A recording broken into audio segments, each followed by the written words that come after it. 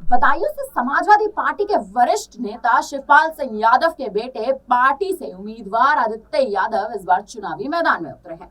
आज बदायूं में भी मतदान होने जा रहे हैं, लेकिन वहीं आदित्य यादव का कहना है कि अगर उन्हें राज्यसभा सदस्य या विधान परिषद का सदस्य बनाया जाता है तो उनकी पार्टी पर परिवारवाद का आरोप उचित होता है। वहीं जब बात उनसे बदायूं में कांटे की टक्कर की होती है तो उनका साफ तौर पर यह कहना है कि बदायूं में बीजेपी और कांग्रेस की तगड़ी लड़ाई है। न केवल विकास का मुद्दा बल्कि कई मुद्दे भी आदित्य यादव ने उठाए हैं। उनका यह भी कहना है कि अगर ईवीएम को माफ करिएगा, ईवीएम के वोट्स पलटते हैं तो वोट्स बढ़ सकते हैं और मामला पलट सकता है, नहीं तो इस बार बदायूं से सपा क्लीन बन जाएगी। गौरतलब है पार्टी ने शुरू में इस सीट से शिवपाल यादव को उम्मीदवार बनाया था, लेकिन कुछ दिनों बाद उनके अनुरोध पर ही उनके स्थान पर उनके बेटे आदित्य यादव को उम्मीदवार बना दिया गया। अब आदित्य यादव एक तरह से कहें तो बदायूं में सपा का चेहरा बन रखे हैं। आदित्य यादव का सीधा 1/18 से मतदान की सुबह की आरोप है।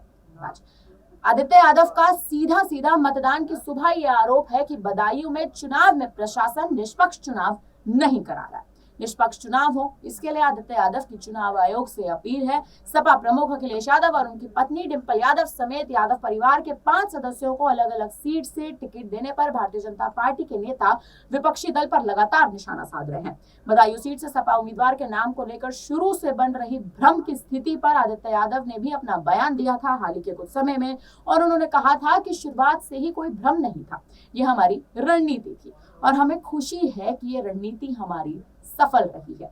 ये जानबूझकर और एक रणनीति के तहत ही किया गया है। अब सोचिए, बदायूं से पहले शिवपाल यादव उतरे थे, लेकिन उसके बाद उन्होंने अपने बेटे को उतार दिया और आज उसी सीट पर मतदान है और उनके बेटे का हाल ही में यह बयान आया है कि ये कहीं ना कहीं एक रणनीति के तहत किया गया है। बता दें कि उत्तर प्रदेश की सभी 80 लोकसभा सीटें जीतने के लिए भाजपा के दावे को अतिशयोक्ति करार देते हुए यादव ने यह भी कहा था कि भाजपा के दावे में कोई सच्चाई नहीं है और जब नतीजे आएंगे तो ये साबित भी हो जाएगा। इसके विपरीत Indian national development and inclusive यानी इंडिया ने उत्तर प्रदेश में बढ़त हासिल करने जा रही है और कहीं ना कहीं स्थानों पर भाजपा नीत राष्ट्रीय जनतांत्रिक गठबंधन के उम्मीदवार अपनी जमानत तक नहीं बचा पाएंगे, ये कहना है शिवपाल यादव के बेटे आदित्य यादव का।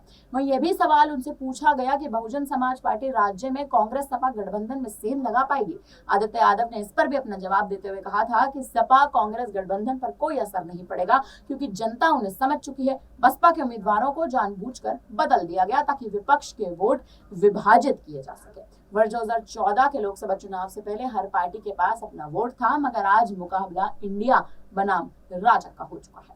अब सोचिए, आज मतदान है और आज ही सुबह मतदान एक तरह से कहें मतदान शुरू हो चुका है और अब आदित्य यादव ये कह रहे हैं कहीं ना कहीं कि बदायूं में जो प्रशासन है वो ठीक तरह से काम नहीं कर रहा है। तो उन्हें सवाल है, उन्हें आशंका है, उन्हें डाउट है इस बात का कि क्या बदायूं में एक तरह से कहें तो निष्पक्ष चुनाव हो पाएगा, और अगर बदायूं में निष्पक्ष चुनाव होता है तो क्या बदायूं से सपा इस बार टिकट या कहें कि सपा पर इस बार जो है वोट्स ज्यादा आएंगे। फिलहाल बस खबर पर और जिस तरह से शिवपाल सिंह यादव के बेटे आदित्य यादव ने आज सुबह चुनावी मैदान में उतरते ही ये बयान दिया है, इस पर आप क्या कहेंगे हमें कमेंट करके जरूर बताएं। धन्यवाद।